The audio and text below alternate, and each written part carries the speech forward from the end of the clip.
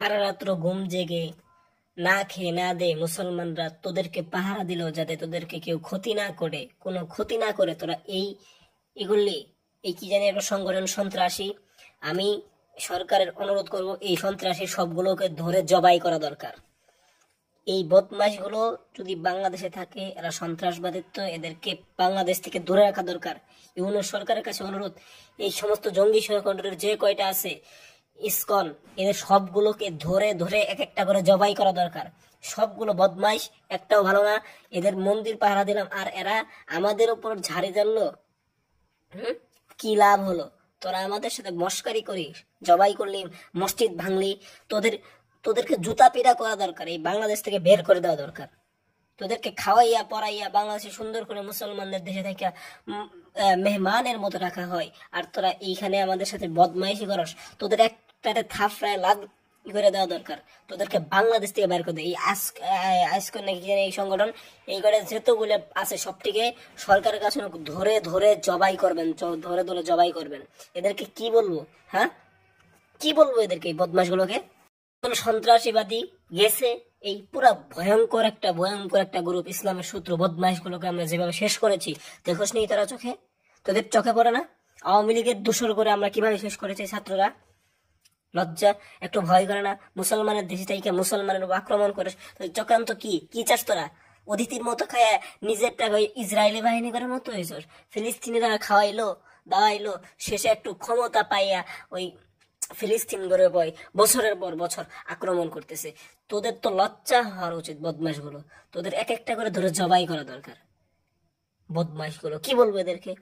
মুসলমানের দেশে থেকে মুসলমানের উপর আক্রমণ, জান দিয়ে রক্ষা করে যাদের, তারাই আবার জবাই করে মোদের। কেন টাইটেল লিখছি বুঝেছেন? এদেরকে এক একটা করে জুতা পিটা না করলে সোজা হবে না। হ্যাঁ, মসজিদ ভাঙচুর, মুসল্লিদের উপর হামলা, অসংখ্য মুসল্লি আহত, এই কি কাণ্ড!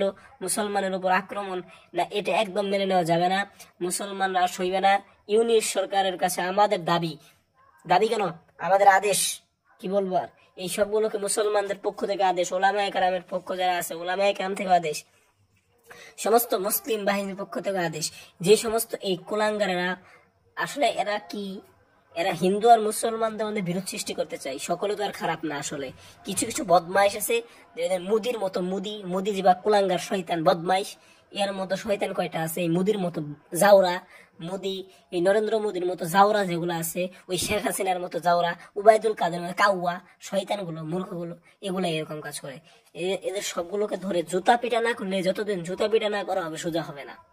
শুধু জুতা পিটা না, ফাঁসির মঞ্চে রায় দিতে হবে। মুসলমানরা সহ্য করবে না এভাবে মুসলমানেরটা খায়া, মুসলমানের দেশে থাকা মুসলমানকে সবাই, এই যে এই লোকটা কি করেছে, হ্যাঁ, এই উকিলটাকে মারলো কেন? হ্যাঁ, এই যে মন্দির পাহারা দিল, মুসলমানের ঘুম জায়গা না খায় না দেয়, তোমার ঘোড়ার ডিম করা লাগে, আর তোরা কি করলি? তোরা কি বলিদান দিবি? শয়তান গুলো, কি চাস তোরা? 95% মুসলিম দেশে তোর মাত্র 5% হিন্দু দখল করবে, সবটিকে বাইরে সোজা করবে একেবারে। আসলে সবগুলো দোষ নাই, কিছু কিছু আছে বদমাইশ এই করে, কারণ তোর 50 মধ্যে 1% মধ্যে তোদের মধ্যে নাই, তোর বদমাইশ 1% নাই তোদের দলে 1% নাই।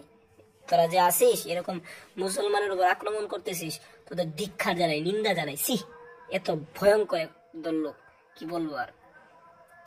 সি সি সি সি, এই বদমাইশ গুলোকে কি করা দরকার? একেবারে বাংলাদেশে থাকস, মুসলিম দেশ, কিন্তু এটা বলিস না মুসলমানের দেশে থেকে মুসলমানের উপর আক্রমণ করস।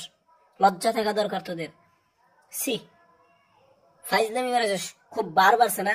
ওই যে ইসকন শঙ্করের যে কয়টা আছে সবটিকে ধরে জবাই করতে হবে, একটাকেও রাখা যাবে না। ফাঁসির মধ্যে সবটিকে জ্বলাতে হবে। মুসলমানদের গণহত্যার মামলাতে সবগুলোকে একেবারে ধুইয়া মুছিয়ে ফেলতে হবে। এটা ইন্ডিয়া না, নরেন্দ্র মোদী যা করেছে, গাজওয়ে হিন্দ হবে, নরেন্দ্র মোদীর পরাজয় হবে। তাকেও গাজওয়ে হিন্দের সময় এই নরেন্দ্র মোদীকে সবগুলো মুসলমান ধরে একদিন জুতা পিটা করবে। এই নরেন্দ্র মোদীকে সে পালাবার জায়গা পাবে না, যেমন করে শেখ হাসিনা পাইনি, তোরাও পাবি না। কি ভাবছস তোরা? ফাইজলামি শুরু করছস। মুসলমানের দেশে থাকবি আর মুসলমানকে জবাই করবি? এইবার আর কোনো ছাড় দেওয়া হবে না, কোনো ছাড় নাই।